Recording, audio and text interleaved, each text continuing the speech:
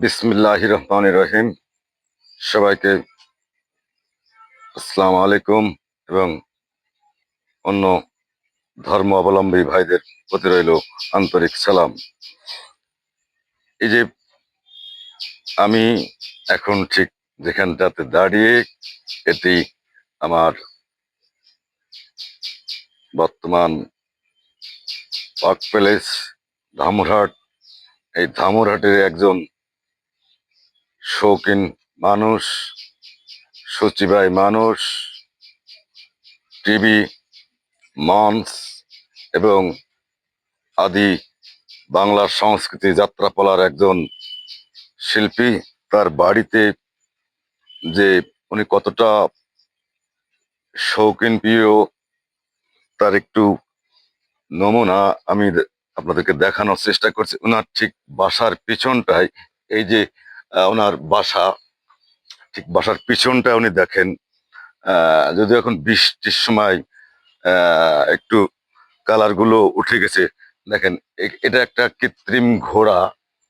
দেখেন কত সুন্দর করে উনি নিজের বাসা বাড়িতে, যেটা সাধারণত রিসোর্ট, পিকনিক কর্নারে, বিনোদনমূলক স্থানে দেখা যায়, উনি দেখেন একটা বাড়ির পিছনে আহ সৌন্দর্য বৃদ্ধির জন্য একটা ঘোড়া কিন্তু উনি নিজে হাতে তৈরি করেছেন। ওনার সাথে আমার কথা হচ্ছিল যে উনি এগুলো সব নিজে হাতে তৈরি করেছেন।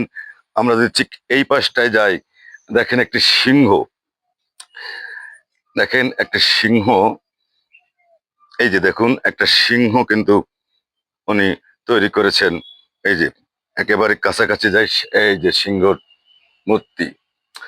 আমার জন্মদেশে, আমার বঙ্গদেশে একজন সাধারণ মানুষ, এটা দেখেন, এটা ময়ূর, দেখেন ময়ূর।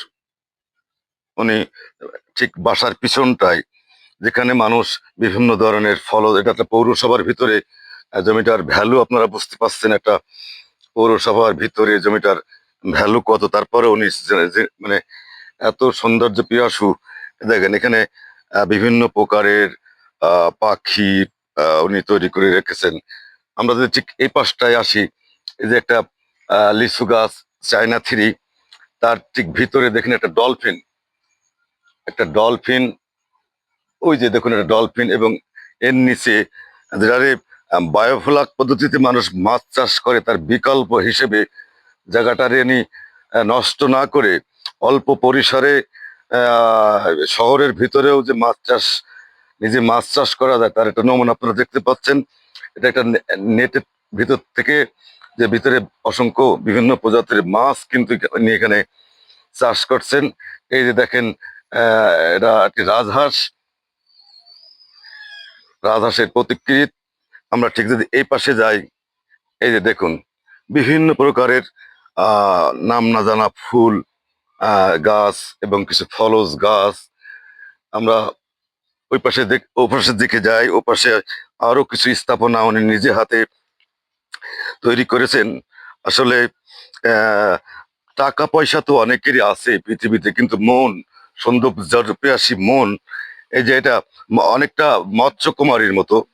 হ্যাঁ, এই এই যে দেখেন, আহ, এই যে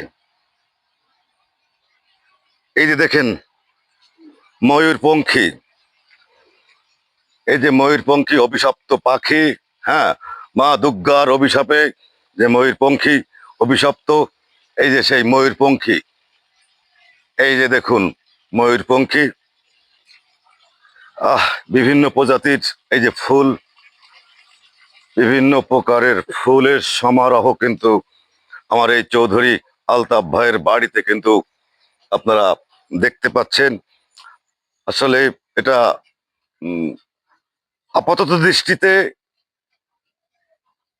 তেমন কিছু না, কিন্তু আপনারা যদি ভাবেন যে আসলে এই যে জিনিসটা নিয়ে স্থাপনাগুলো অনেক যত্নে নিখুঁত ভাবে তৈরি করেছেন, এখান থেকে তো কোনো, এটা তো কোনো বাণিজ্যিক স্পট না। বাণিজ্য যার নিজের শখ, যে আমার আত্মীয় স্বজন পরিবার পরিজন যখন একটু মন খারাপ হবে, এখানটায় এসে একটু মনটা সুস্থ করবে এবং ভালো করবে, এই আশায় কিন্তু এটা করা। আমরা ওনার সাথে আমরা এখন একটু কথা বলবো।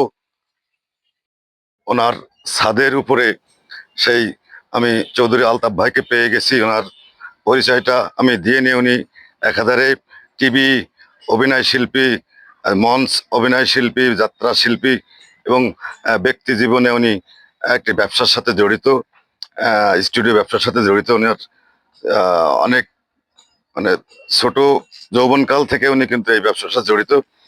এখন ওনার ছাদের পরে আমরা আসছি, ছাদের পরে দেখেন বিভিন্ন প্রজাতির দেশি এবং বিদেশি আম গাছ কিন্তু উনি তার ছাদটাকে ছাদ কৃষি হিসেবে করে রেখেছেন। ওই যে দেখেন ড্রাগন, বিদেশি ফল।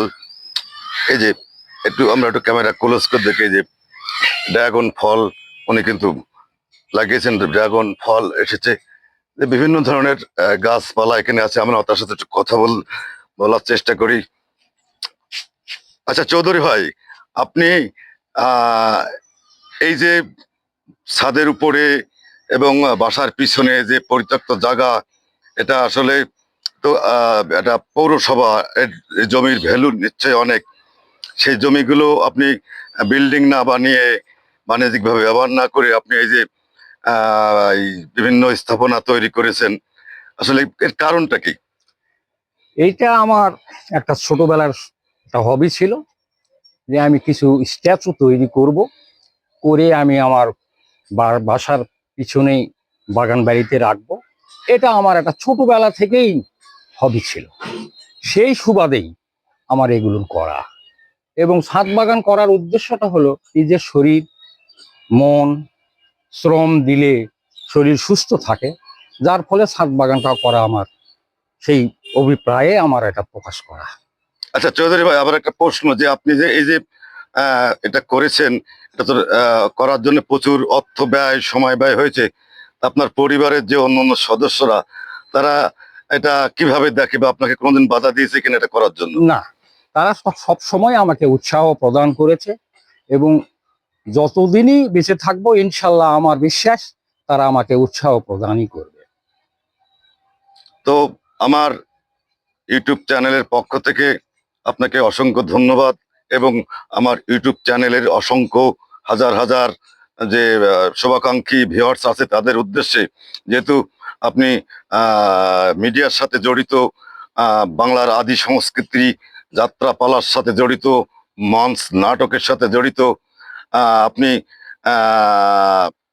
যে টিভিতে যে নাটকটা করেছেন, সেই নাটকটা আর একটু নামটা বলবেন, এবং তার ছোট্ট একটা সংলাপ আমার অনুরোধ, যে আপনি একটু বলবেন আমার দর্শকদের উদ্দেশ্যে। নাটকটার নাম হলো আগুন পাখি। এটা পরিচালক কে ছিল ভাই? পরিচালক ছিল মোস্তাফিজুর রহমান। জি। আগুন পাখি এটা কি ধারাবাহিক না প্যাকেজ? ধারাবাহিক। আচ্ছা, শেষ হয়ে গেছে অবশ্য আপনাকে ধারাবাহিক। কোন পর্বে যে দর্শকরা দেখতে পাবে? 14 পর্বে। আগুন পাখি নাটকের 14 পর্বে আমাকে দেখতে পাবে। যদি ছোট্ট করে যদি একটু বলতেন কোন সংলাপ আমার দর্শকদের উদ্দেশ্যে। হতে পারে ওই নাটকের, হতে পারে আপনার ব্যক্তি জীবনের, আপনার টোটাল যে সংস্কৃতি জীবনের যে কোনো প্রিয় সংলাপও বলতে পারেন। এটা আপনার চয়েস, যে আপনি যে কোনো একটা সংলাপ আমার দর্শকদের জন্য একটু উপহার দিলে। তাহলে আমি মায়ের চোখে জলের মধ্যে একটা সংলাপ বলছি। আমি সমাজপ্রতির অভিনয় করি। আমি আসলে কূট চরিত্র বেশিরভাগ পছন্দ করি, যার ফলে আমি কূট চরিত্রের অভিনেতা হিসাবে সেই মঞ্চে পদার্পণ করি, এবং সেখানে নায়িকা বাড়িতে আমি পৌঁছি। সেখান থেকে আমি তাকে বলি যে তোমার বাবা আছে?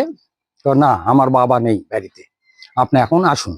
তো এসেই যখন পড়েছি, জল পান না করেই কি চলে যাব? তাহলে ওই দাওয়ায় একটু বসুন, আমি জল নিয়ে আসছি।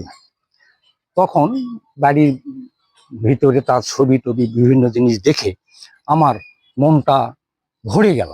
তখন আমি সংলাপে বললাম, কি সুন্দর চেহারা, যেন পটে আঁকা ছবি, দেখলে শিব ঠাকুরের ধ্যান পর্যন্ত ভেঙে যাবে। ঠাকুর, মানির মান রক্ষা করো, মানির মান রক্ষে করো।